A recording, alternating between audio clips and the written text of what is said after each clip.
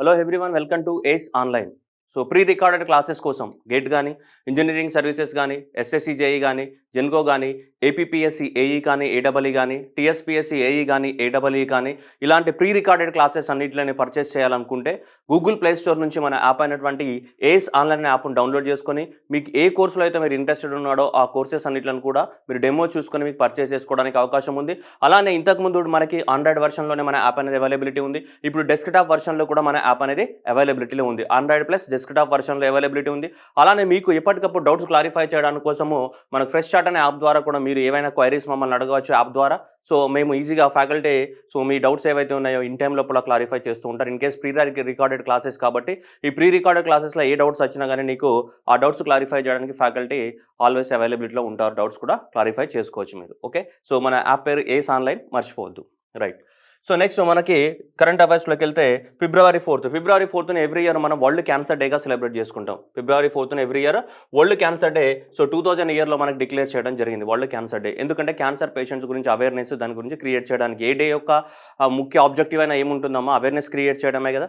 So అది ఫిబ్రవరి 4th celebrate చేసుకుంటాం. 2000 year నుంచి యునైటెడ్ నేషన్స్ రికగ్నైజ్ చేయడం జరిగింది. ఓకే, అది పక్కన పెడితే సో ఈ సంవత్సరం యొక్క థీమ్, ప్రతి డేకి ఒక థీమ్ ఉంటుంది కదా. 2022లో ఇది ఏ థీమ్ తోటి సెలబ్రేట్ చేసుకున్నామంటే క్లోజ్ ద కేర్ గ్యాప్ అని. Close the care gap. Care gap అంటే ఎవరు? ఇక్కడ ఇద్దరు ఉంటారు మనకి. ఎవరు? ఒకరు పేషెంట్, ఇంకోటి ఎవరు? పేషెంట్కి కావాల్సినటువంటిది ట్రీట్మెంట్. అదే ట్రీట్మెంట్ అంటే ఎవరు ప్రొవైడ్ చేస్తారు? ఇది the treatments will be provided by the హాస్పిటల్సే కదా. అంటే ఈ మధ్యన గ్యాప్ ఉందంట. దేనికి? పేషెంట్కి ట్రీట్మెంట్కి గ్యాప్ ఉంది. ఆ గ్యాప్ని క్లోజ్ చేయాలి. అలా క్లోజ్ చేస్తేనే మనం క్యాన్సర్ని నివారించగలం. We can eradicate the cancer eradicate అంటే మనం చెప్పలేం, బట్ స్టిల్. సో అలా మనకి పేషెంట్కి ట్రీట్మెంట్కి ఉన్నటువంటి గ్యాప్ను తగ్గించాలి. That is the meaning year the word close the care gap అనేది ఇయర్ యొక్క థీమ్. దేన్ని? Cancer day. క్యాన్సర్ డే ఎప్పుడేమో February 4th will be celebrated as a cancer day every year. Right. Next world pulses day. February 10th world pulses డేగా celebrate చేసుకుంటాం. మొట్టమొదటిసారిగా 2019 సంవత్సరంలో దీన్ని celebrate చేసుకోవడం జరిగింది. యునైటెడ్ నేషన్స్ ఆర్గనైజేషన్ రికగ్నైజ్ చేయడం జరిగింది అనేది ఫిబ్రవరి 10th. సో మనకి 2019 నుంచి వరల్డ్ పల్సెస్ డేగా డిక్లేర్ చేయడం జరిగింది. ఈ సంవత్సరం యొక్క థీమ్ దేనికి సంబంధించి వరల్డ్ పల్సెస్ డే యొక్క థీమ్ ఈ సంవత్సరం కనుక చూస్తే మనకి pulses to empower the youth in achieving the word sustainable agri feed systems అనే ఈ సంవత్సరం యొక్క థీమ్. సో ఇది గుర్తుపెట్టుకోవాలి. ఇది పల్సెస్ ఎంపవర్ ద యూత్ని ఎంపవర్ చేయడానికి కోసం మంచి ప్రోటీన్స్ తీసుకోవాలంట. అది ఈ సంవత్సరం యొక్క థీమ్ అనమాట మనకి. ఓకే, 2019లో మొట్టమొదటిసారిగా సెలబ్రేట్ చేయడం జరిగింది. ఎవరు? యునైటెడ్ నేషన్ జనరల్ అసెంబ్లీ 2019లో 18లో యాక్సెప్ట్ చేసింది. 19లో మొదటిసారిగా సెలబ్రేట్ చేసుకున్నాం మనం దీన్ని వరల్డ్ పల్సెస్ డేని. నెక్స్ట్ చూస్తే world Unani day. February 11th every year world Unani డేగా సెలబ్రేట్ చేసుకుంటాం. ఫేమస్ మనకి వరల్డ్ యునానీకి సంబంధించినటువంటి డాక్టర్ వచ్చేసి మనకి మహమ్మద్ అజ్మల్ ఖాన్ ఢిల్లీలో పుట్టాడు. అక్కడ యునానీ సర్వీసెస్ అందించాడు. అతని one of the important renowned doctor in the world, special in the Unani medicinal field. So అందువల్ల అతని బర్త్డేనే సెలబ్రేట్ చేసుకుంటారు ఎవ్రీ ఇయర్. అది ఫిబ్రవరి 11th. సో ఏమిగా వరల్డ్ యునానీ డేగా సెలబ్రేట్ చేసుకుంటున్నాం మనం. Okay, right. నెక్స్ట్ వచ్చేసి వరల్డ్ రేడియో డే. ఫిబ్రవరి 13. సో ఫిబ్రవరి 13 రోజు ఏం జరిగిందంటే United nations radio service was established on the February 13th of 1946. So ఆ రోజు యునైటెడ్ నేషన్స్లో రేడియో సర్వీసెస్ స్టార్ట్ అయినాయి. అందుకోసం ఆ డేనే మనము రేడియో డేగా వరల్డ్ రేడియో డేగా సెలబ్రేట్ చేసుకుంటున్నాం. ఈ సంవత్సరం యొక్క థీమ్ అయితే radio and the trust is the theme of this year. So year యొక్క థీమ్ ఏంటిది మనకి? రేడియో అండ్ ద ట్రస్ట్ అనేది ఈ సంవత్సరం యొక్క థీమ్ మనకి. దేనికి? వరల్డ్ రేడియో డేకి సంబంధించినటువంటి థీమ్. ఎప్పుడు? February 13th. అలానే సేమ్ February 13th రోజు మనకి సరోజినీ నాయుడు గారి బర్త్డే. సో ఈ సరోజినీ నాయుడు బర్త్డేని మనం నేషనల్ ఉమెన్స్ డేగా కూడా సెలబ్రేట్ చేసుకుంటాం ఇండియాలో. ఇంటర్నేషనల్ ఉమెన్స్ డే కాదమ్మా, national women's day. International women's day మార్చిలో వస్తుంది, అది వేరు. ఇంటర్నేషనల్ ఉమెన్స్ డే వేరు, నేషనల్ ఉమెన్స్ డే వేరు. సో సరోజినీ నాయుడు యొక్క బర్త్డేని government of India national women's డేగా డిక్లేర్ చేయడం జరిగింది. ఎవ్రీ ఇయర్ February 13th మనకు సరోజినీ నాయుడు గారి birthday, nightingale of the India. Okay, so అలా ఉన్నాయి కదా బిరుదులు ఏమికి. So right, February 13th world radio day. అలాగే February 13th నేషనల్ ఉమెన్స్ డేగా డిక్లేర్ చేసాము. రైట్. నెక్స్ట్ మరు ఫెస్టివల్ మనకి రాజస్థాన్లో జరుగుతుంటుంది, జైసల్మీర్ డిస్ట్రిక్ట్లో. మరుస్థలి అని మనము కనుక మీరు ఉంటే చాలామందికి అవగాహన ఉంటుంది మరుస్థలి. ఓకే, మరుస్థలి అంటే ఏంటిది అనేది చూద్దాం మనం. ఓకే, సో ఇదంతా కూడా రాజస్థాన్ స్టేట్లో మీ అందరికీ తెలిసి డిజర్ట్ ఏరియా ఉందని. ఇదంతా కూడా ఏంటి? Third desert area. సో ఈ థర్డ్ డిజర్ట్ ఏరియాకి ఉన్నటువంటి ఇంకొక పేరు ఏంటిదంటే మరుస్థలి అంటాం. మరుస్థలి అంటే ఎక్కువ మొత్తంలో మనకి టెంపరేచర్స్ ఉండే అక్కడ సో ఉంటాయి కాబట్టి టెంపరేచర్ ఎక్కువగా ఉంటుంది కాబట్టి దీన్ని ఏమంటారు మరి మరుస్థలి అంటారు. మనకు ఆచార్య సినిమాలో కూడా ఉంది కదా మరుస్థలి అని, రైట్. సో ఇది మరుస్థలి అని చెప్తున్నారు. సో మరుస్థలి అంటే అక్కడ జైసల్మీర్ ప్రాంతంలోని థార్ డిజర్ట్కి 42 కిలోమీటర్ జైసల్మీర్ నుంచి 42 కిలోమీటర్ల దూరం వెళ్తే మనకు థార్ డిజర్ట్ వస్తుంది. ఆ థార్ డిజర్ట్ దగ్గర శాండ్ డూన్స్ ఉంటాయి కదా, ఇసుక దిబ్బలు. ఆ ఇసుక దిబ్బలలో సెలబ్రేట్ చేసుకున్న ఫెస్టివల్ పేరు ఏంటిది?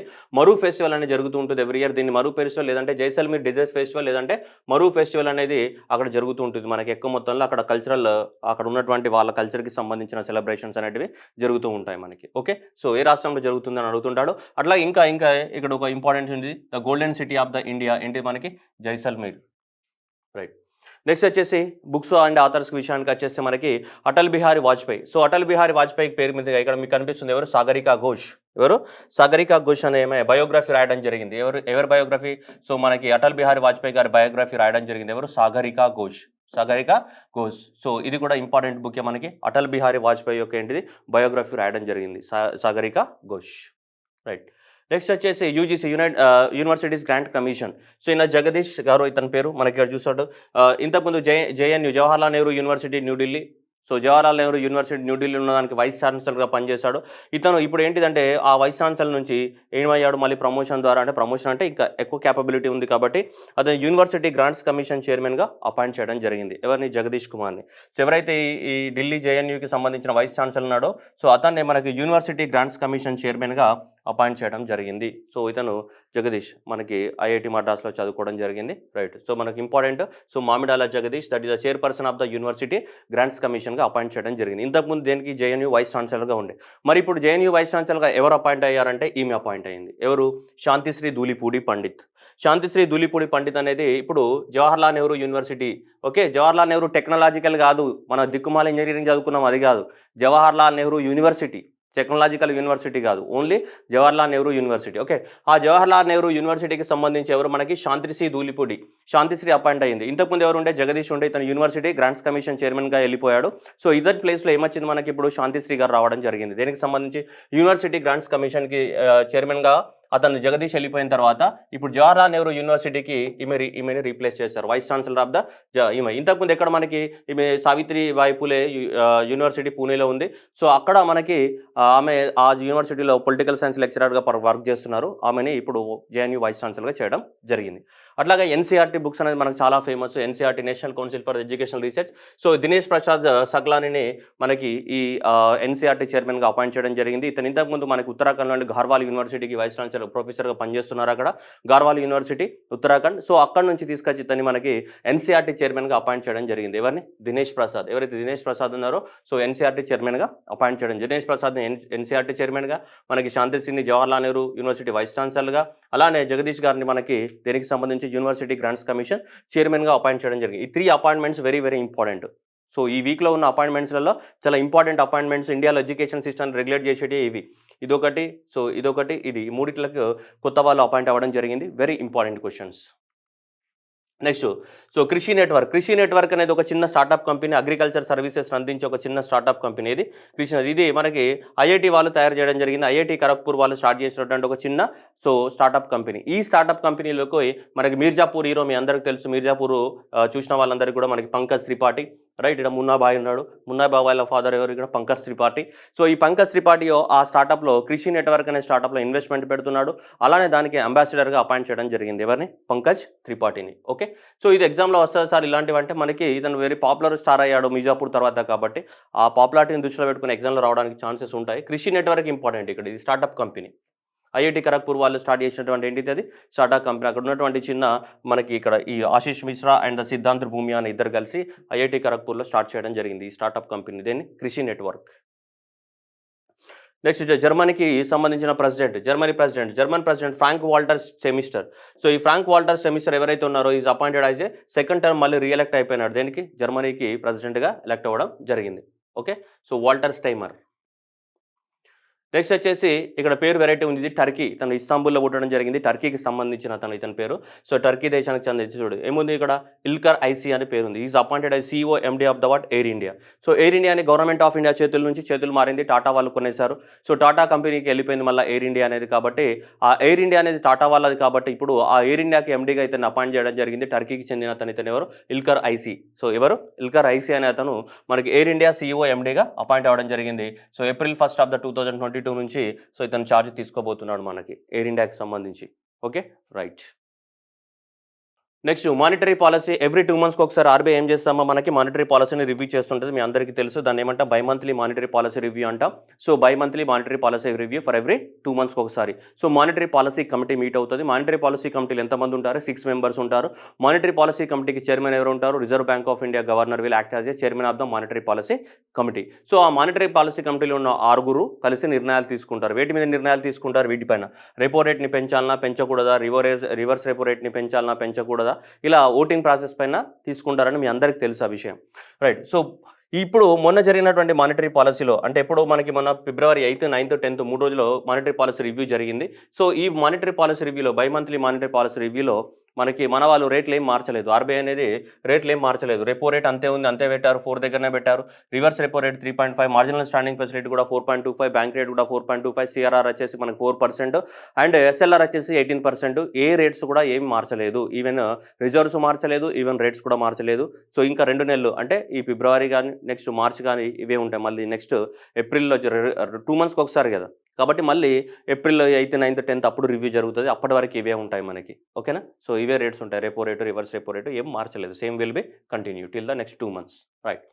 నెక్స్ట్ వచ్చేసి Tom traffic index. Tom traffic index అంటే ఎక్కడ ఎక్కువ మొత్తంలో ట్రాఫిక్ అనేది జామ్ అవుతుంది, that is the most congested. Traffic jam అవుతుంది most a cities, congested cities. ఎక్కువ మొత్తంలో ట్రాఫిక్ అనేది ఎక్కడ జామ్ అవుతుంది అనేది ఇంపార్టెంట్. ఇక్కడ మోస్ట్ కంజెస్టెడ్ సిటీస్ ఎక్కడెక్కడ ఉన్నాయనే దానికి సంబంధించి ఈ టామ్ అనే ఒక ఆర్గనైజేషన్ అనేది సో మనకు నెదర్లాండ్, ఇది ఆమ్స్టర్డామ్ నెదర్లాండ్స్లో ఉంటుంది టామ్ అనే ఆర్గనైజేషన్. ఈ టామ్ అనే ఆర్గనైజేషన్ అనేది ప్రపంచంలో ఉన్నటువంటి ఇంపార్టెంట్ ఒక చాలా 404 సిటీస్ని తీసుకుంది. 404 సిటీస్ ఎన్ని దేశాల నుంచి? 58 కంట్రీస్ నుంచి. 58 కంట్రీ నుంచి 404 సిటీస్ తీసుకుని ర్యాంకింగ్స్ ఇచ్చింది. ఏ సిటీలో ఎక్కువ మొత్తంలో ట్రాఫిక్ జామ్ అవుతుంది, మోస్ట్ కంజెస్టెడ్ సిటీస్ని, దాన్నే టామ్ ట్రాఫిక్ ఇండెక్స్ అంటాం, మోస్ట్ కంజెస్టెడ్ సిటీస్. సో ఈ 404 సిటీలో ఎక్కడ జామ్ అవుతున్నాయని, ట్రాఫిక్ అనేది ఎక్కువ మొత్తంలో ఎక్కడ జామ్ అవుతుంది అనేది మనకి తీసుకోవడం జరిగింది. సో ఈ ట్రాఫిక్ ఎక్కడ జామ్ అవుతుందని కనుక మీరు తీసుకుంటే మనకి ప్రపంచంలో ఎక్కువ మొత్తంలో ఇస్తాంబుల్, సో మన Turkey capital city Istanbul first ప్లేస్లో ఉంది. అట్లాగే మాస్కోలో చాలా ఉంది. మళ్ళీ అట్లాగే ఉక్రెయిన్ క్యాపిటల్ కీవ్, ఈ 3 కూడా టాప్ 3 ర్యాంకింగ్లో ఉన్నాయి. అంటే ఎక్కువ మొత్తంలో ట్రాఫిక్ కంజెషన్ ఉన్న సిటీస్. ఈ ఎక్కువ మొత్తంలో ట్రాఫిక్ కంజెషన్ ఉన్న సిటీలో మనం కూడా అద్భుతంగా ముంబై అనేది 5వ ప్లేస్లో ఉంది. ముంబై అనేది ప్రపంచంలోనే 5వ ప్లేస్లో ఉంది. దేనికి సంబంధించి? ట్రాఫిక్ కంజెస్టెడ్లో అంత ఎక్కువ మొత్తంలో ట్రాఫిక్ ఉంది. అండ్ బెంగళూరు వచ్చేసి 10వ ప్లేస్లో ఉంది. న్యూఢిల్లీ 11వ ప్లేస్లో, పూణే 21వ ప్లేస్లో ఉంది. దేనికి సంబంధించి? Most congested city in the world. Mumbai 5th ప్లేస్లో ఉంది మనకి. ఫస్ట్ ప్లేస్లో ఎవరున్నారు? Most congested city. So Turkey capital city అయినటువంటి ఇస్తాంబుల్. సో ఇస్తాంబుల్ అనేది మనకి దాదాపు ప్రపంచంలోనే మోస్ట్ కంజెస్టెడ్ సిటీ అనమాట. ట్రాఫిక్ ఎక్కువగా ఉన్నటువంటి సిటీగా చరిత్రలోకి ఎక్కింది. ఇదేంటి టామ్ ట్రాఫిక్ ఇండెక్స్ ప్రకారం. ఇది మోస్ట్ ఇంపార్టెంట్ క్వశ్చన్. ఈ క్వశ్చన్ రావడానికి కూడా ఛాన్సెస్ ఉన్నాయి. 58 కంట్రీస్లోని 404 సిటీస్ తీసుకుంటే 404 సిటీస్లో ఇస్తాంబుల్ ఫస్ట్ ప్లేస్లో ఉంటే ముంబై అనేది 5వ ప్లేస్లో ఉంది. సో అది గుర్తుపెట్టుకోవాలి ఎగ్జామ్కి, ఓకేనా, రైట్. నెక్స్ట్ చూసుకుంటే మనకి US green building council. US green building అంటే ఎక్కువ మొత్తంలో ఏంటిది మనకి ఈ solar energy, wind energy, pollution లేకుండా కట్టే బిల్డింగ్స్ని మన జనరల్గా ఏమంటాం, మనం గ్రీన్ బిల్డింగ్స్ అని చెప్తుంటాం. మరి ఏ దేశాలలో గ్రీన్ బిల్డింగ్స్ ఎక్కువగా కడుతున్నారని ఈ అమెరికాకు చెందినటువంటి యుఎస్ గ్రీన్ బిల్డింగ్ కౌన్సిల్ అనేది ఒక సర్వే చేసింది. అంటే అమెరికాలో కాకుండా మిగతా దేశాలలో ఎక్సెప్ట్ అమెరికా రిమైనింగ్ కంట్రీస్లలో ఎక్కడెక్కడ ఈ గ్రీన్ బిల్డింగ్స్ యొక్క కన్స్ట్రక్షన్ అంటే environmental friendly, eco friendly buildings అనేటివి ఎక్కడ కన్స్ట్రక్షన్ ఎక్కువగా జరుగుతున్నాయనే దాన్ని సర్వే చేయడం జరిగింది. ఎవరు? ఈ యుఎస్ బిల్డింగ్ కౌన్సిల్ అనేది. ఇలా తీస్తే భారతదేశం అనేది 3వ ప్లేస్లో ఉంది. ప్రపంచంలోనే 3వ ప్లేస్లో ఉంది. ఎక్కువ మొత్తంలో ఏం కడుతున్నాం? మనం గ్రీన్ బిల్డింగ్స్ కడుతున్నాం అనమాట. ఏమైనా గ్రీన్ బిల్డింగ్స్ అంటే ఇక్కడ దీని meaning leadership in the energy and the environmental design. దాన్ని ఏమంటాం? లీడ్ అంటే that is the leadership in the environmental and దీనిలో లీడర్ ఓకే సంబంధించి, రైట్. చూస్తే మనకి ఇక్కడ ఇండియా ప్రపంచంలో ఎక్కువ మొత్తంలో green buildings, environmental friendly buildings అనేవి ఎక్కువ మొత్తంలో చైనాలో కన్స్ట్రక్షన్ జరుగుతున్నాయి. దాదాపు 1000 ప్రాజెక్టులు ఉన్నాయంట చైనాలో. సో దాదాపు మనకి 14 లక్షల స్క్వేర్ కిలోమీటర్స్లో మనకి కన్స్ట్రక్షన్ జరుగుతుంది అక్కడ. గ్రీన్ బిల్డింగ్స్ యొక్క కన్స్ట్రక్షన్. ఓకేనా? దాంతోపాటు ఇండియా అనేది మన సెకండ్ ప్లేస్లో ఎవరున్నారు? కెనడా ఉంది. 205 ప్రాజెక్టులలో ఇన్ని స్క్వేర్ కిలోమీటర్స్ ఆఫ్ ఏం జరుగుతుంది? గ్రీన్ బిల్డింగ్ కన్స్ట్రక్షన్ జరుగుతుంది. థర్డ్ ప్లేస్లో ఇండియా అనేది 146 ప్రాజెక్ట్స్ ఉన్నాయి. సో ఇట్లా 2,81,000 ఇలా జరుగుతున్నాయి మన స్క్వేర్ కిలోమీటర్స్. 2 కోట్ల స్క్వేర్ కిలోమీటర్స్లలో ఇండియాలో కన్స్ట్రక్షన్ జరుగుతున్నాయి. వీటికి సంబంధించి మనకి ఈ గ్రీన్ బిల్డింగ్స్ సంబంధించి, అంటే గ్రీన్ బిల్డింగ్స్ అంటే ఏంటిది? Leadership in the energy and the environment design, అంటే ఎన్విరాన్మెంటల్ ఎకో ఫ్రెండ్లీ దాంట్లో మనకు థర్డ్ ప్లేస్లో ఉన్నాం. ఒకరు ఎవరున్నారు? చైనా ఉన్నారు. దేని ప్రకారంగా? యుఎస్ గ్రీన్ బిల్డింగ్ కౌన్సిల్ ఇచ్చినటువంటి లీడ్స్ రిపోర్ట్ ప్రకారంగా. Okay, next democracy index.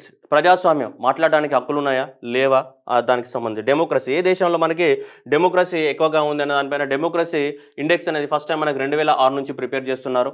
ఓకేనా?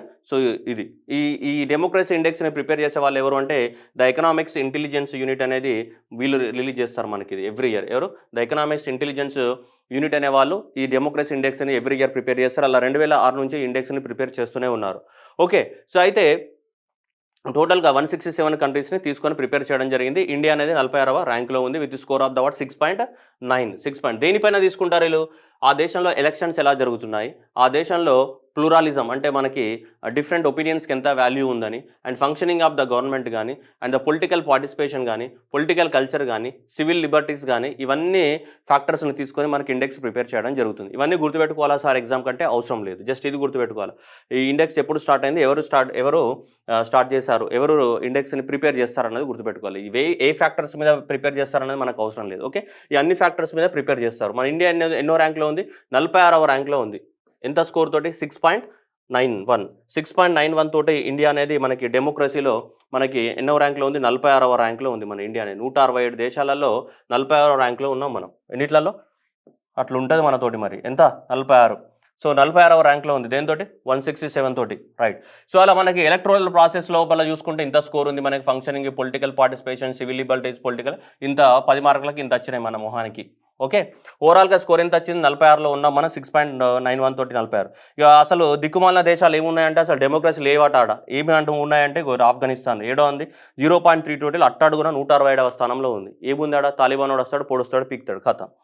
సో కాబట్టి 165 నార్త్ కొరియా ఇది ఉన్నాయి. సో ఇవి లాస్ట్ దిగువన అట్టడుగున్నటువంటి దేశాలు, డెమోక్రసీ ప్రజాస్వామ్యమే లేని దేశాలు. మీ అందరికీ తెలుసు అవి దిక్కుమాలిన దేశాలు 3: north Korea, Myanmar and next వచ్చేసి ఆఫ్ఘనిస్తాన్. ఎవడికి వాడే యమునా తీరే ఆడ, ఎవడేం చేస్తాడు ఎవరికి అర్థం కాదు. నెక్స్ట్ ఇక్కడ చూసుకుంటే మనకి నార్వేకి సంబంధించి, ఇక్కడ చూసుకుంటే మనకి ప్రపంచంలోనే డెమోక్రసీ వర్ధిల్లుతున్నటువంటి దేశం ఏదైనా ఉందంటే నార్వే. 9.75 స్కోర్ ఉంది. సో ప్రజాస్వామ్యం అనేది ఎక్కువ మొత్తంలో పరిడవెళ్తున్నటువంటి దేశంగా మనకి ఏది ఉంది? నార్వే అనేది first in the democracy index, followed by the New Zealand and followed by the what Finland అనేది. నార్వే అనేది గుర్తుపెట్టుకోవాలి ఖచ్చితంగా. అట్లాగే ఇండియా యొక్క ర్యాంక్ ఎంత ఉంది?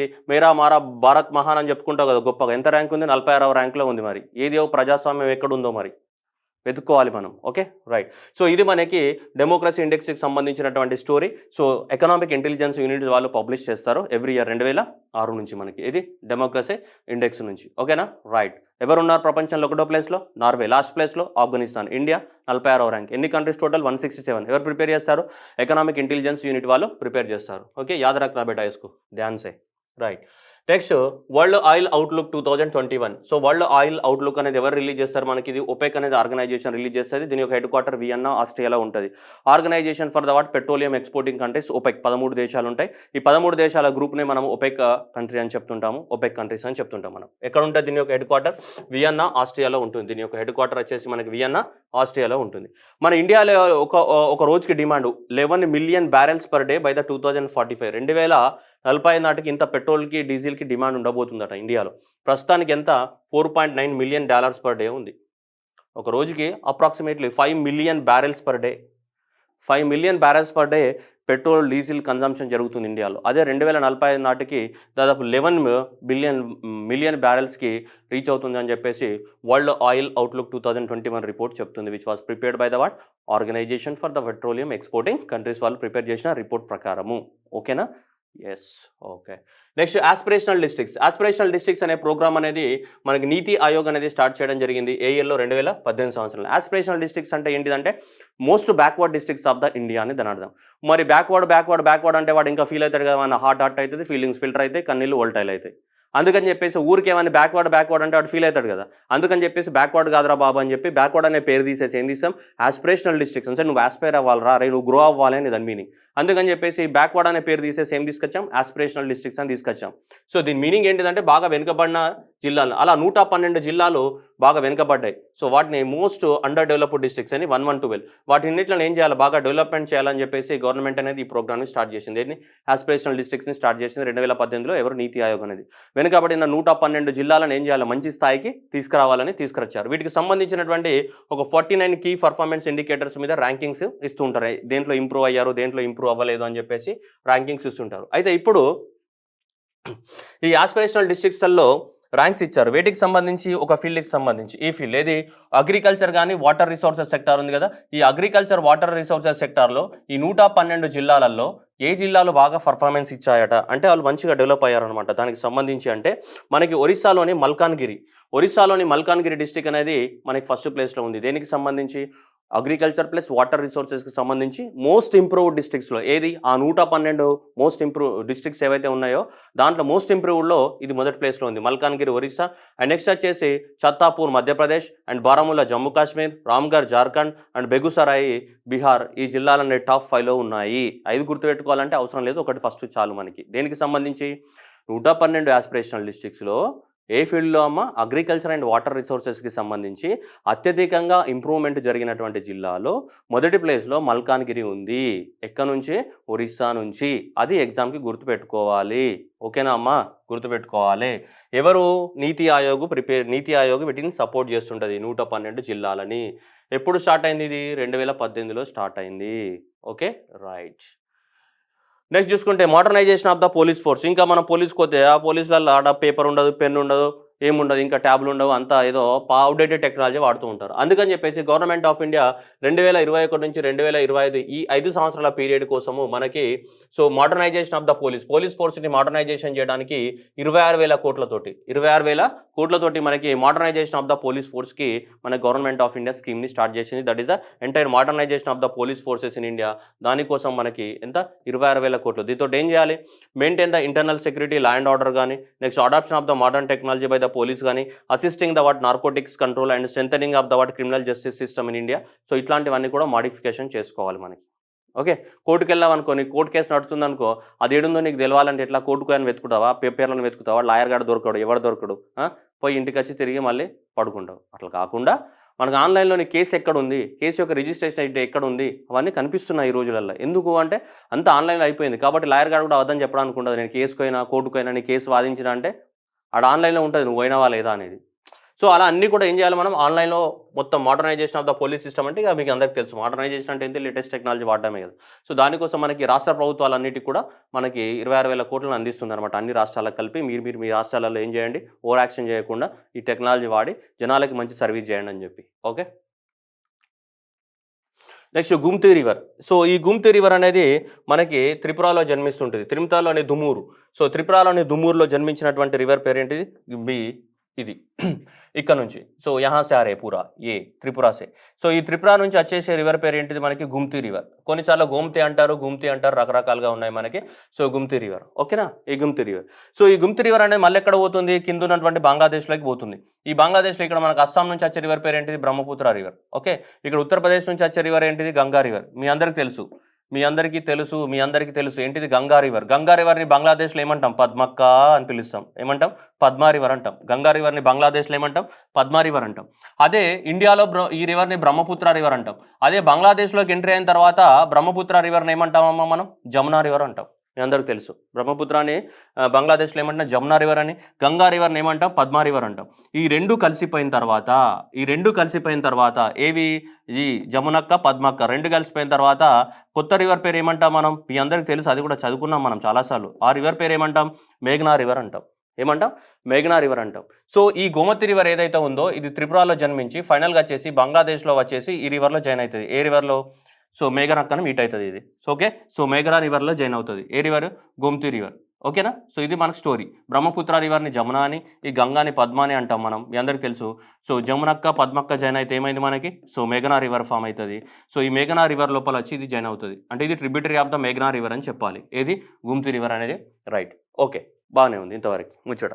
ఇప్పుడు ఏందట, గవర్నమెంట్ ఆఫ్ ఇండియా అనేది ఈ వాటర్ మెయిన్ అంటే ఈ త్రిపుర నుంచి నువ్వు బంగ్లాదేశ్కి పోవడానికి కోసము మరి ఇందులో అంతా కూడా సిల్ట్ జామ్ అయిందంటే ఈ రివర్లో ఎక్కువ మొత్తంలో ఏముంది సిల్ట్, గుమ్తి రివర్లో. దీన్ని ఏం చేయాలి, డ్రెడ్జింగ్ చేయాలి. డ్రెడ్జింగ్ అంటే ఆ సిల్ట్ కానీ అవన్నీ ఏవైతే డీసిల్టేషన్ కానీ డ్రెడ్జింగ్ కానీ ఇవన్నీ చేయాలట. గవర్నమెంట్ ఆఫ్ ఇండియా ఈ గుమ్తి రివర్లో, త్రిపురలో ఉన్నటువంటి గుమ్తి రివర్లో డ్రెడ్జింగ్ చేయడానికి కోసము అప్రూవల్ అనేది తెలిపింది. ఎందుకంటే ఫ్రీగా ఈ వాటర్ వేలు షిప్స్ ఇక్కడ నుంచి ఇక్కడికి త్రిపుర నుంచి మన బంగ్లాదేశ్ షిప్స్ మూవ్ అవ్వడానికి కోసము కొంచెం ఫ్రీ చేయడానికి కోసం అక్కడ డ్రెడ్జింగ్ చేయాలని చెప్పేసి గవర్నమెంట్ అని నిర్ణయించడం జరిగింది.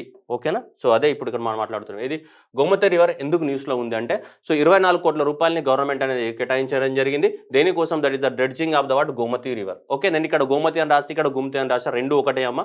సో మళ్ళీ సార్ అదేంది సార్ ఇదేంది సార్ అని అడగండి. ఓకేనా, రెండు ఒకటే, గోమతి ఆర్ గుమ్తి. యాక్చువల్ అయితే ఒరిజినల్గా గుమ్తి రివర్ అంటాం, ఎందుకంటే అది north eastern part of the ఇండియాలో కాబట్టి అది ఒరిజినల్గా గుమ్తి అనే అనాలి, గోమతి అనకూడదు. Okay right. Out of the 93 kilometres of the proposed the water way, so Tripura లోపల దాదాపు ఒక 15 కిలోమీటర్ల డిస్టెన్స్కి ఏమవసరం, మనకి డ్రెడ్జింగ్ అనేది చేయాల్సి ఉంటుంది.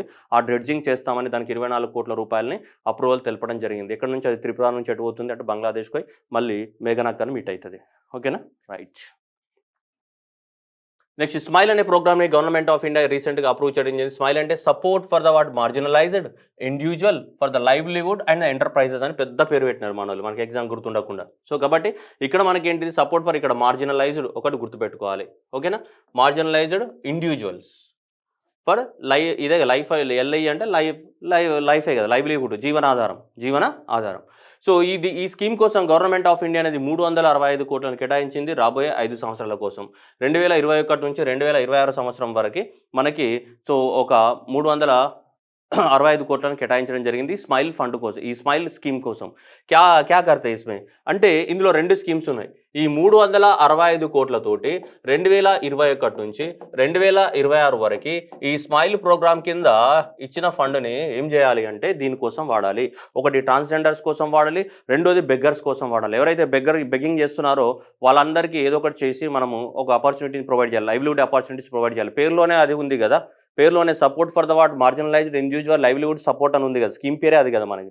సో కాబట్టి అందుకని చెప్పేసి ఏమన్నాం, central sector scheme that is the comprehensive welfare of the ఎవరంటున్నారు, ఒకటి ట్రాన్స్జెండర్ పర్సన్స్కి అమ్మ, ఇంకోటి ద సెంట్రల్ సెక్టార్ స్కీమ్ కదా comprehensive rehabilitation of the what persons engaged in the దేంట్లో బెగ్గింగ్. సో బెగ్గింగ్ యాచించే వాళ్ళకు మరియు ఇంకెవరికి అమ్మ, ట్రాన్స్జెండర్స్కి, వీళ్ళిద్దరిని సపోర్ట్ చేయడానికి కోసము మనకి 365 కోట్లు కేటాయించింది గవర్నమెంట్ రాబోయే 5 సంవత్సరాల కోసము. వీళ్ళకు ఏదన్నా బతకడానికి కోసం జీవనాధారం చూపించాలి, ఎవరికి, ట్రాన్స్జెండర్స్కి కానీ ఈ బెగ్గర్స్ కానీ. ఎందుకంటే వాళ్ళ ఆర్ధనాదాలు పట్టించుకునే నాదుడే లేడు. సో అందుకోసం వాళ్ళ ఆర్ధనాదాలను పట్టించుకోవడానికి కోసమే మనం ఇప్పుడు ఏం తీసుకొచ్చాం, స్మైల్ అనే ప్రోగ్రామ్ తీసుకురావడం జరిగింది. Okay right. నెక్స్ట్ వచ్చేసి డాబర్ ఇండియా. మీ అందరికి తెలుసు, మీ దంతాలు తెల్లగా ఉండాలంటే డాబర్తో తోముకోండి అని, రైట్.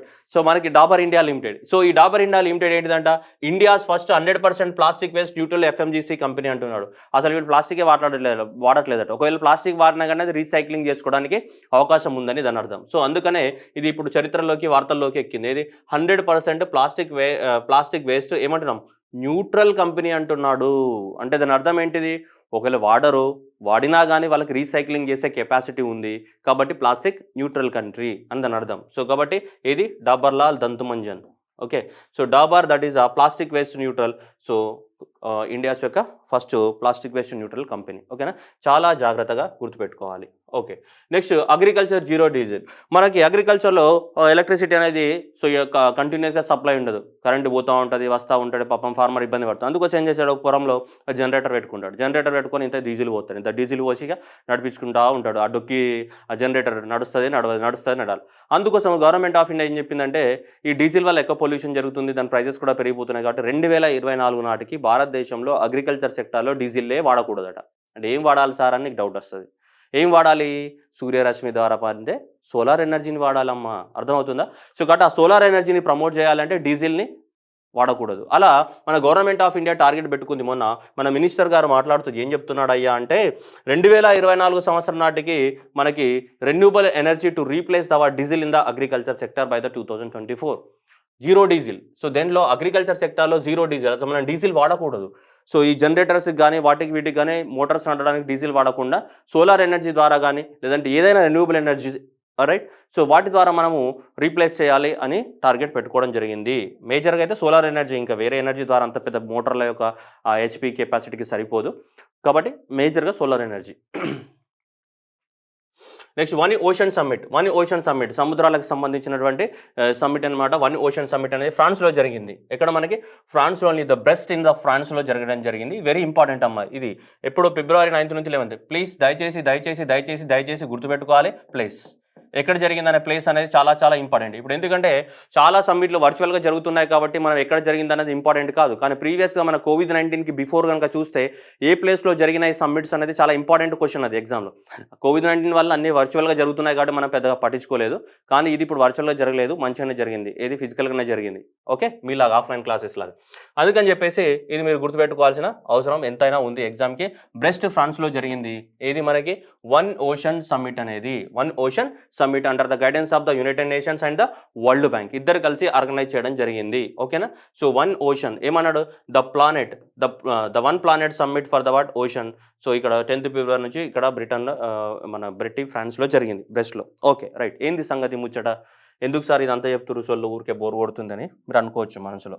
ఓకే, మీ మనసుని శాంతి పరుద్దాం మనం. ఓకే, ఇప్పుడు సముద్రం అడుగు భాగానికి వెళ్దాం అనుకో. ఇట్లా సముద్రానికి అడుగు భాగానికి వెళ్తే మనకు సినిమాలలో చూపిస్తాడు. ఇక్కడ శిల్పా శెట్టి సాగర వీరుడు సాగర కన్యలో ఈదుకుంటూ శిల్పా శెట్టి ఇట్లా పైకి వచ్చింది అనుకో. ఇక్కడ విక్టరీ వెంకటేష్ ఉన్నాడు. గదంతా సినిమాలో చూపించినట్టు నిజంగా ఇక్కడ ఉందా అంటే మనకి ఏం తెలియదు. ఇక్కడ నిజంగా ఉంటాయంటే తెలియదు. ఎందుకు తెలియదు అంటే మనకి సముద్రం లోపల సూర్యరశ్మి, ఈ సముద్రం లోపల సూర్యరశ్మి the penetration of the sunlight ఏదైతే ఉందో the penetration of the sunlight in the oceans ఎంతవరకు ఉంటుంది అంటే మనకు 200 మీటర్ల వరకే ఉంటుంది. 200 మీటర్ల వరకే ఉంటుంది. ఆఫ్టర్ ద 200 మీటర్స్ డెప్త్ తర్వాత నువ్వు కిందికి వెళ్తే ఇక్కడ సన్లైట్ పెనెట్రేషన్ ఉండదమ్మా. ఇదంతా కూడా పూర్తిగా ఏముంటుంది, డార్క్ జోన్. ఏం కనిపించదు, శిల్పా శెట్టి కనిపించదు మనకి, అంత డార్క్ జోన్ అది. అర్థమవుతుందా? అందుకనే ఇక్కడ సముద్రం అడుగు భాగంలో ఏమైతే ఉన్నాయో ఈ సముద్రం అడుగు భాగంలో ఉన్నటువంటి మ్యాప్స్ మనకు లేవు. మ్యాప్ లేదు. సముద్రం అడుగు భాగం ఎలా ఉంటుంది, ఏమేమి ఉన్నాయి సముద్రం అడుగు భాగంలో, వాటికి సంబంధించినటువంటి డాటా ఇప్పటివరకు లేదు. దాన్ని ఏం చేయాలి, ఇప్పుడు భూమి లోపలికి పోయి 6000 మీటర్ల వరకు డెప్త్ ఉన్నాయి మనకు పసిఫిక్ ఓషన్ అయితే. అన్ని సముద్రాలలో అండర్ గ్రౌండ్ వరకు పోయి అవన్నీ ఫోటోలు, వీడియోలు, అదంతా డాటా తయారు చేయాలి మనం. అర్థమవుతుందా? ఇక్కడ ఆ డాటా తయారు చేసేదే ఇది.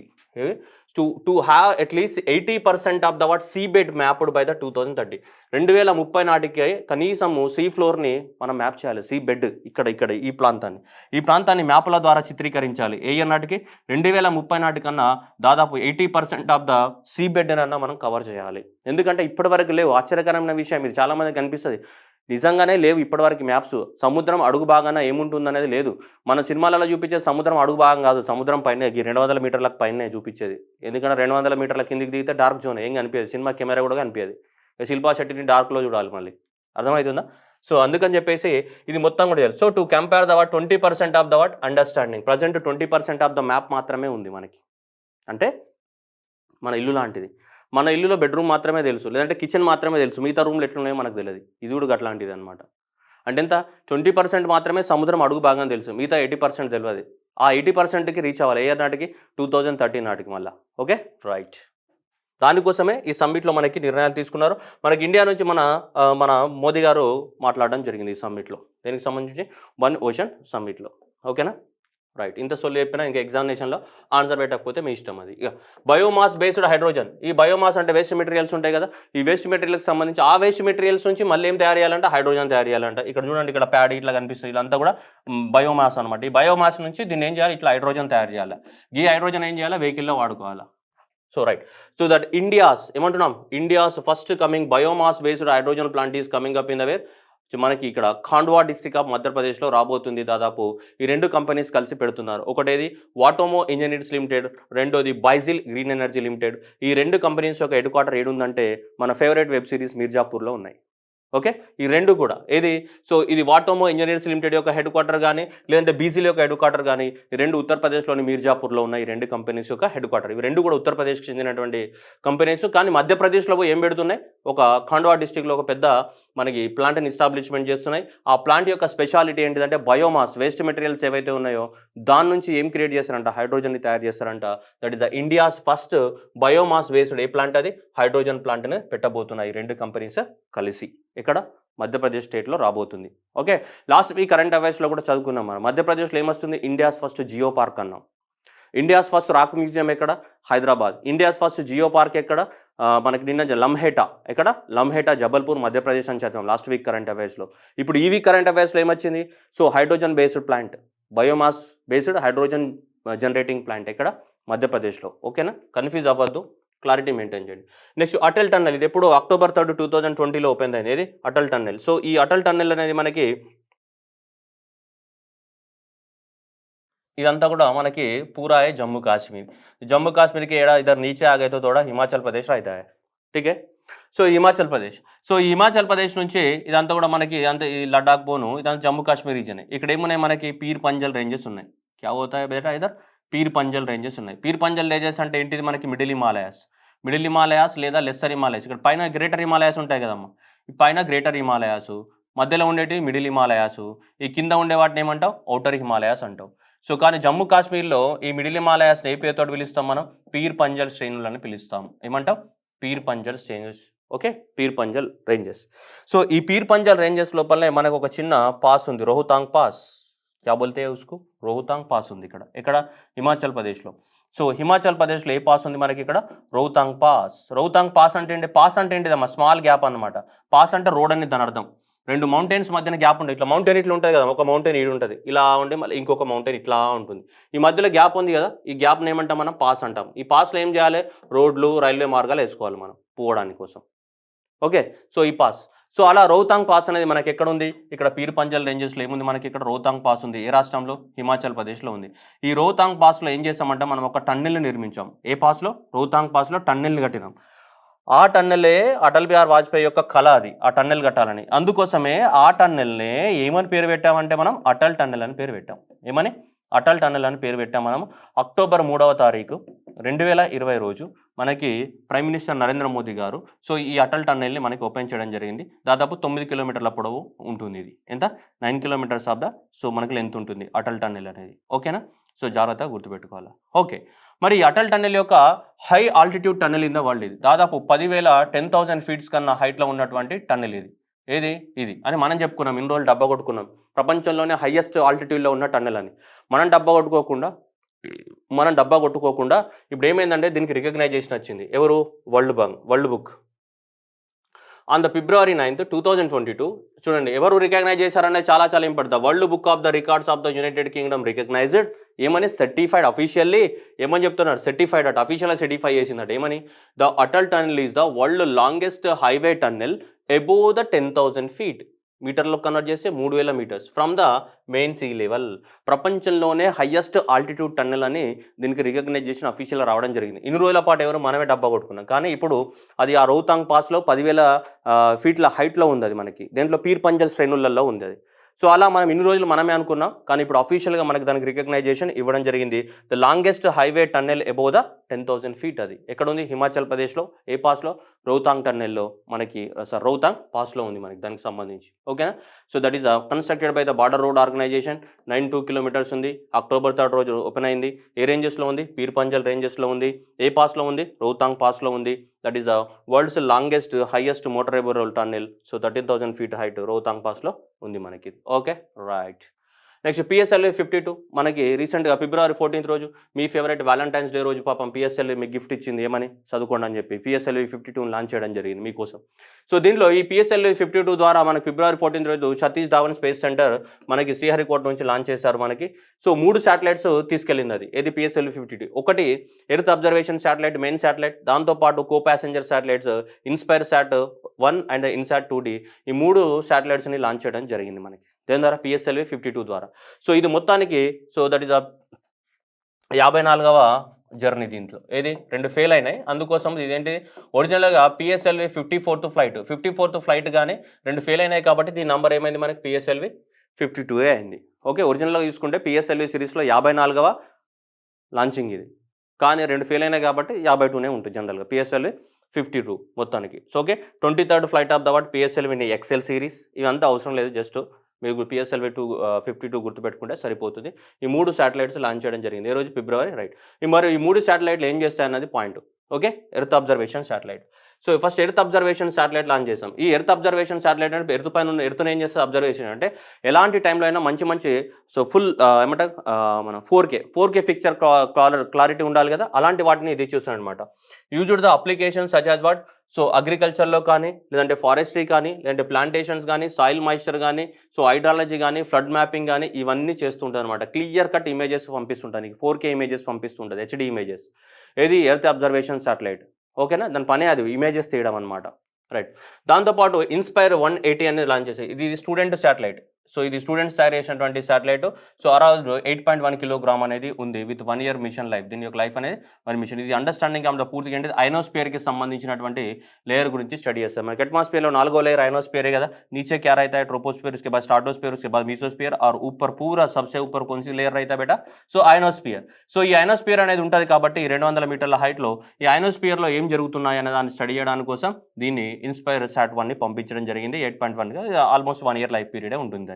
ఆ తర్వాత ఇన్సాట్ 2D అనేది కూడా 17.5 కిలోగ్రామ్స్ ఉంది with 6 months of the what operational life time. ఇది దేని గురించి చెప్తుంది, assessment of the what land కానీ, వాటర్ కానీ, సర్ఫేస్ టెంపరేచర్స్ కానీ, సో వీటి గురించి అసెస్మెంట్ చేయడానికి కోసం సో ఇది పంపించారు. ఒకటి ఇన్సాట్ 2D, రెండోది ఏంటిది ఇన్స్పైర్ SAT-1, అండ్ నెక్స్ట్ వచ్చేసి ఏంటిది earth observation satellite 4.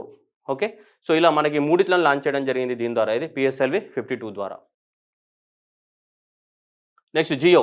So Jio అనేది ఈ కంపెనీ తోటి ఒక జియో ప్లాట్ఫామ్ అనేది ఈ కంపెనీ ఏది యూరోప్ కాంటినెంట్కి చెందిన సొసైటీస్ యూరోపియో శాటిలైట్ లాక్సెంబర్గ్ ఫ్రీమ్ అనమాట. ఇది లాక్సెంబర్గ్ దేశానికి చెందింది. ఈ లాక్సెంబర్గ్ యొక్క కరెన్సీ వచ్చేసి యూరో. మనకి యూరో కరెన్సీని వాడతారు. ఎవరు? లాక్సెంబర్గ్ వాళ్ళు. వాళ్ళ కరెన్సీ పేరు ఏంటి? Euro.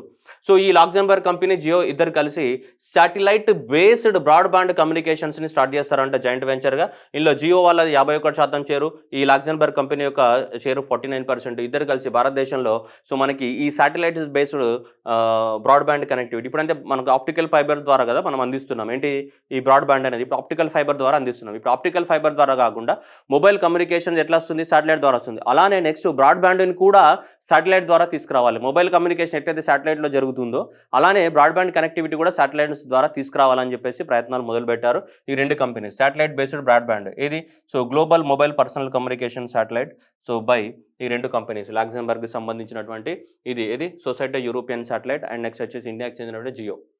Next international space station will plunge into the what Pacific Ocean by the 2031. So 2031 నాటికి ఇంటర్నేషనల్ స్పేస్ స్టేషన్ ఏదైతే ఆల్రెడీ ఉందో ఆ ఇంటర్నేషనల్ స్పేస్ స్టేషన్ అనేది మనకి తీసుకొచ్చేస్తారంట. సో ఇది 1998లో లాంచ్ చేయడం జరిగింది. నాసా వాళ్ళు లాంచ్ చేస్తారు international air station. So it will orbit అంటే దాన్ని మళ్ళీ భూమిపైకి తీసుకొచ్చేస్తారట. ఇయర్ నాటికి 2031 నాటికి పసిఫిక్ ఓషన్ లోపలికి డ్రాప్ అవడానికి సో అవకాశం ఉంది అని చెప్తున్నారు. ఇయర్ నాటికి 2031 నాటికి. అది ఎప్పుడో చాలా వరకు దాని టైం పీరియడ్ అయిపోయింది, కానీ అయినా ఇంకా ఎందుకో దాన్ని ఎక్స్టెండ్ చేస్తూ దాన్ని అక్కడనే పెట్టి ఉంచుతున్నారు నాసా అనేది. ఓకేనా రైట్. దాని టైం పీరియడ్ అనేది ఆల్మోస్ట్ 2000 సంవత్సరం నుంచి ఇప్పటివరకు దాంట్లో ఆల్రెడీ మనకి ఏమంటారు ఆస్ట్రోనాట్స్ పోతూనే ఉన్నారు, వస్తున్నారు. ఒరిజినల్ దీని టైం పీరియడ్ అంతా 15 years, కానీ నాసా అనేది ఇప్పుడు ఎక్స్టెండ్ చేస్తుంది. 2031 నాటికి దీన్ని తీసుకొచ్చి భూమి మీద పసిఫిక్ ఓషన్లో దింపుతారంట. దేన్ని ఈ ఏమంటామమ్మా international space station. Next Mumbai Ahmedabad high speed railway. మన భారతదేశంలో 508 కిలోమీటర్ల హైవేని నిర్మించబోతున్నాం మనం. ఫస్ట్ బుల్లెట్ ట్రైన్ ప్రాజెక్ట్ ఇండియాలో ఇక్కడ first bullet train project. Bullet బండి ఎక్కేచ్చా అన్నావు కదా అప్పట్లో. సో అట్లనే ఇక్కడ బుల్లెట్ ట్రైన్ ప్రాజెక్ట్ ఎక్కడ? ముంబై. సో ముంబై నుంచి అహ్మదాబాద్, ఈ ముంబై నుంచి అహ్మదాబాద్ వరకు భారతదేశంలో ఫస్ట్ బుల్లెట్ ట్రైన్ ప్రాజెక్ట్ నిర్మిస్తున్నాం దాదాపు. ఓకే 508 కిలోమీటర్ల పొడవుతోటి ముంబై నుంచి. అయితే దీనిలో మొట్టమొదటి స్టేషన్ మనకు స్టేషన్ కూడా పెట్టాలి కదా, మొత్తం సూరత్లో రాబోతుంది అనమాట. మొట్టమొదటి బుల్లెట్ ట్రైన్ ప్రాజెక్ట్ యొక్క స్టేషన్. మొత్తం 12 స్టేషన్లు ఉంటాయి ఈ రైల్వే లైన్లో. 508 కిలోమీటర్ల లైన్లో మొత్తం 12 స్టేషన్స్ ఉంటాయి. మనకి 12 స్టేషన్స్లలో మొట్టమొదటి ఏంటి సూరత్. ఏదైతే సూరత్ ఉందో ఆ సూరత్ యొక్క స్టేషన్. మనకి బుల్లెట్ ట్రైన్ ప్రాజెక్ట్ అనేది దాదాపు 2026 సంవత్సరంలో స్టార్ట్ అవ్వడానికి అవకాశాలు ఉన్నాయి. మనం ఇది ఎవరి సహాయంతో? జపాన్ సహాయంతో దీన్ని నిర్మిస్తున్నాం ఈ bullet train project Mumbai to Ahmedabad. ఓకేనా right. So that is the Mumbai Ahmedabad high speed straight to be first station, the first station to be ready. India's first bullet train station ఏది ఈ మన ఇదేది సూరత్ అనేది రెడీ అవ్వబోతుంది స్టేషన్ అనేది. ఇప్పట్లో కాదు, రెడీ అంటే చాలా టైం పడుతుంది. So first bullet train project between the Surat and the Bilimora and 508 కిలోమీటర్లు expected to complete by the 2022. 2026లో స్టార్ట్ అవుతుంది అది. ఇక అంతా దేవునికే తెలుసు, ఇప్పటికి తెలియదు. ఓకే 26 అంటున్నారు. 22 అని ఉన్నా కానీ 22లో స్టార్ట్ అవ్వదు. దాని కోవిడ్ వల్ల ఆ కారణాల వల్ల అది 2026 వరకు వెళ్ళిపోయింది. ఇంకా ఎప్పుడైతే మనకు తెలియదు ఇంకా ప్రస్తుతానికైతే. Right. Israel became the first country in the world. ఏమంట చూడండి, Israel became the first country in the world allowing the world drone flights in the civilian air space. Common people కూడా మనకి డ్రోన్స్ వాడుకోవడానికి అవకాశాలు కల్పించింది అన్నమాట ఈ దేశం. ఏ దేశం?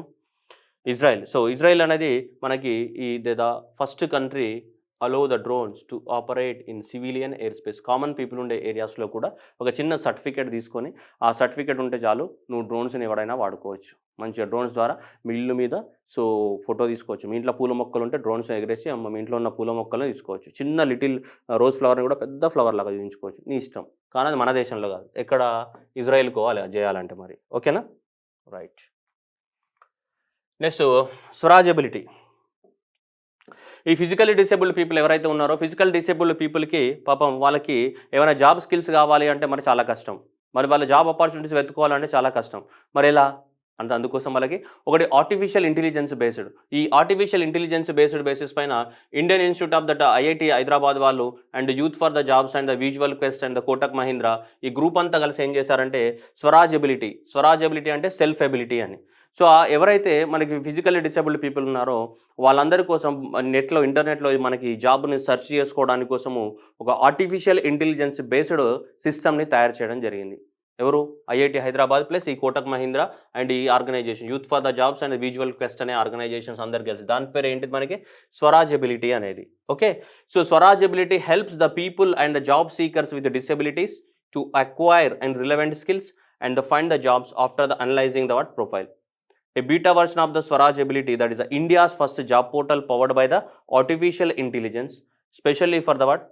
Abled job seekers, disabled people ఎవరైతే ఉన్నారో వాళ్ళకి సంబంధించింది. దాని పేరు ఏంటిది? సో ఇది ఇక్కడ కనిపిస్తుంది disabled people. Next Telangana and the UK ఇద్దరు అగ్రిమెంట్ రాసుకున్నారు. Telangana government, state government and UK government మనోళ్ళు ఆడుకోతే జాబ్లు ఇవ్వాలి, వాళ్ళకి వస్తే ఎడ్యుకేషన్ ఫెసిలిటీ ప్రొవైడ్ చేయాలి. అదే సింపుల్ లాజిక్. ఏముంటుంది? Cultural exchange signed for the 3 years of the memorandum. ఎడ్యుకేషన్లో కానీ ఇంగ్లీష్లో కానీ ఆటలో కానీ వాళ్ళు నేర్చుకుంటాం, వాళ్ళే మనం నేర్చుకుంటాం. That is expansion of the what higher education. మన వాళ్ళు ఎవరన్నా అక్కడ హోటల్ గడవడానికి చదువుకోవడానికి పోతే మాకు జాబులు ఇవ్వండి మా వాళ్ళకి అని చెప్పి మనము మీ వాళ్ళగా మాకు కూడా తెలంగాణ పాఠాలు నేర్పియండి అని చెప్పి వాళ్ళు అట్లా అగ్రిమెంట్ రాసుకున్నారు అనమాట, సింపుల్గా చెప్పాలంటే. ఓకేనా? సో దట్ ఈస్ ఎడ్యుకేషన్ ఫీల్డ్లో కానీ ఇంగ్లీష్ ఫీల్డ్లో కానీ ఆర్ట్స్కి సంబంధించి. Okay. Next under-19 world cup. మనకి ఇండియా అనేది అండర్-19 వరల్డ్ కప్ అనేది 5వసారి గెలవడం మనకి. సో ఇది మొన్న వెస్టిండీస్లో జరిగింది మనకి. ఈ రీసెంట్గా ఇది వెస్టిండీస్ దేశంలో జరిగింది అండర్-19 వరల్డ్ కప్ అనేది. సో అండర్-19 వరల్డ్ కప్లో మనము ఇంగ్లాండ్ని ఓడగొట్టేసి సో ఇంగ్లాండ్ని బీట్ చేయడం జరిగింది. సో ఇంగ్లాండ్ని బీట్ చేసి మనము 5వసారి అండర్-19 వరల్డ్ కప్ గెలవడం జరిగింది.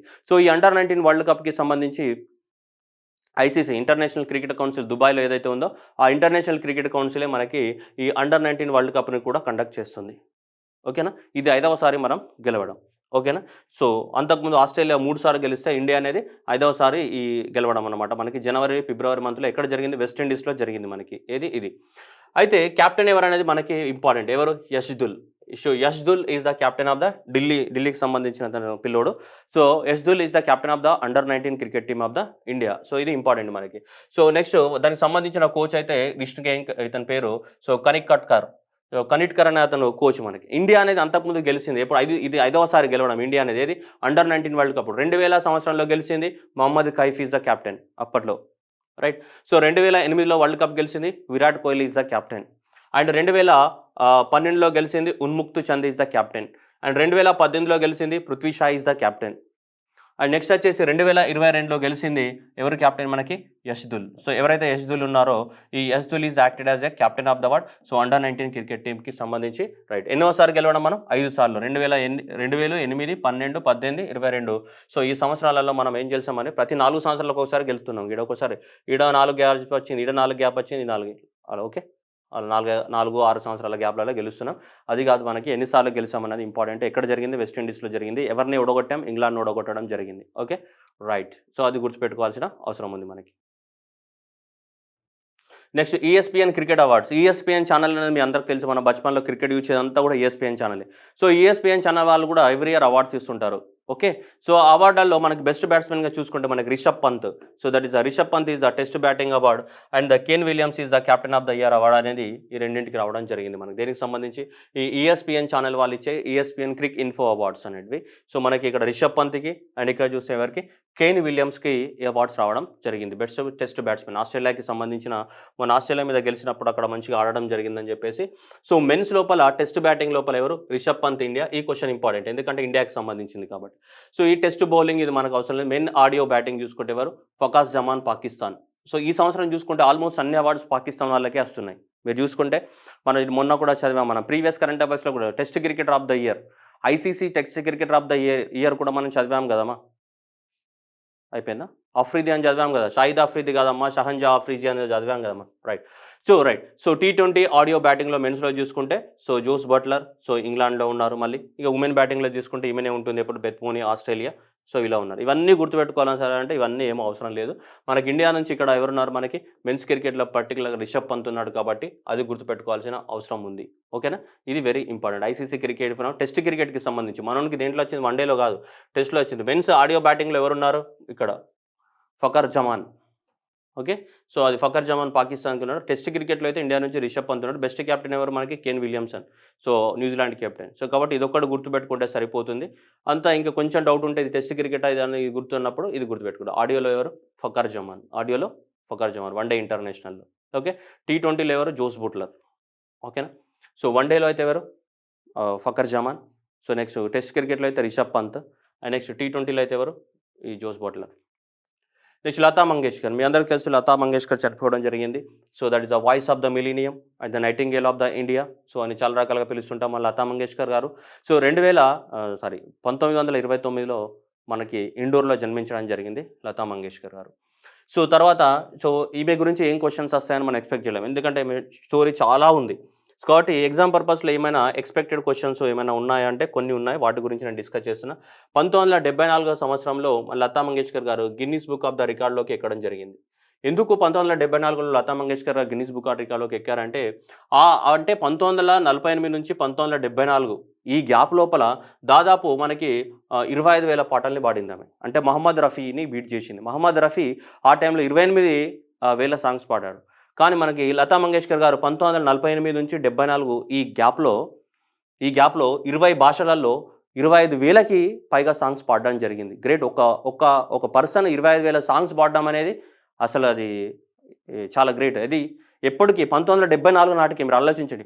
1974 నాటికి 25,000 పాటలు పాడిందమ్మ. మరి 1974 నుంచి 2022 వరకు ఎన్ని పాటలు పాడుండాలి ఇంకా? సో, కాబట్టి 1,00,000కి పైగా పాటలు దాటి ఉంటాయి మనకి. సో, కాబట్టి the Guinness book of the రికార్డ్స్‌లోకి రావడం జరిగింది మనకి లతా మంగేష్కర్ గారు. ఎప్పుడు 1974లోనే. 20 భాషలలో దాదాపు అప్పటికే మనకి 20 లాంగ్వేజెస్‌లో 25,000కి పైగా సో, మనకి పాటల్ని పాడడం జరిగింది. దాంతో పాటు ఆమె మ్యూజిక్ ఫీల్డ్‌కి చేసినందుకు సర్వీస్ గాను మనకి 2001లో ఆమెకి Bharat Ratna highest award of the India వచ్చింది. అంతకుముందే పద్మభూషణ్ వచ్చింది 1969లో. 1999లో పద్మవిభూషణ్ వచ్చింది. ఇండియాలో ఇచ్చే హైయెస్ట్ అవార్డ్ సినిమా ఫీల్డ్‌లో ఇచ్చే హైయెస్ట్ అవార్డ్ పేరేంటి? దాదాసాహెబ్ ఫాల్కే అవార్డ్ వచ్చింది 1999లో. అట్లాగే ఫ్రాన్స్ దేశం ఇచ్చే హైయెస్ట్ అవార్డ్ వచ్చేసి లీజియర్ ఆఫ్ ద హానర్ అనే అవార్డ్ వచ్చింది. ఫ్రాన్స్ దేశం ఇచ్చేది అవార్డ్ వచ్చింది. అట్లాగే రాజ్యసభకు కూడా నామినేట్ అయింది. ఆర్ట్ ఫీల్డ్ నుంచి రాజ్యసభ మెంబర్‌గా కూడా పనిచేశారు. మనకు 1999 నుంచి 2005 వరకి మనకి రాజ్యసభ మెంబర్‌గా కూడా లతా మంగేష్కర్ గారిని నామినేట్ చేయడం జరిగింది. ఎప్పుడు 1999 నుంచి 2005 వరకి రాజ్యసభ మెంబర్‌గా కూడా మనకు తెలుసు కదా 12 మందిని రాష్ట్రపతి నామినేట్ చేస్తాడని. President of India will nominate 12 members to Rajya Sabha from the field of the arts, social services, science ఈ ఫీల్డ్ నుంచి చేస్తారు కదా. ఆర్ట్ ఫీల్డ్‌లో నుంచి మనకి లతా మంగేష్కర్ గారిని రాజ్యసభకి నామినేట్ చేయడం జరిగింది. ఓకే. సో, మనకి భారతరత్న ఏ ఇయర్‌లో వచ్చిందన్నది ఇంపార్టెంట్. 2001లో రావడం జరిగింది. దాంతో పాటు ఎప్పుడు రాజ్యసభ మెంబర్‌గా ఉన్నారన్నది కూడా ఇంపార్టెంటే. ఎక్కడ పుట్టారు మనకి ఇండోనేషియా మన ఫిబ్రవరి 6 రోజు మనకి సో, హ్మ్, మన లోకాన్ని విడిచి వెళ్ళిపోవడం జరిగింది. Next Kabir of Karnataka. So, ఇతను కూడా important Sutar. So, Kabir of the Karnataka Ibrahim Sutar social services. ఇతను కర్ణాటక రాష్ట్రంలో వెరీ ఫేమస్. ఇతన్నే కబీర్ ఆఫ్ ద కర్ణాటక అని పిలుస్తున్నాం. Padma Shri Ibrahim Sutar passed away. So, Kabir of the Karnataka అని చెప్తుంటాం ఇతన్ని. సో, ఇతను మంచి సోషల్ వర్కరు. కర్ణాటక రాష్ట్రంలో చాలా ఫేమస్. సో, ఇతను రీసెంట్‌గా చనిపోవడం జరిగింది. ఓకేనా. ఇది కూడా ఇంపార్టెంట్. ఈ was the part of the group of the floated. So, ఇవన్నీ కూడా అక్కడ సోషల్ సర్వీస్‌కి సంబంధించినటువంటి సో, ఇంపార్టెంట్ పర్సనాలిటీ ఎవరు? So, Ibrahim Sutar. Okay. So ఇవి ఇప్పటివరకు ఉన్నటువంటి కరెంట్ అఫైర్స్. ఇంకా ఏమైనా కరెంట్ అఫైర్స్ మిస్ అయితే నేను నెక్స్ట్ వీడియోలో కవర్ చేస్తాను. And thank you everyone and all the best.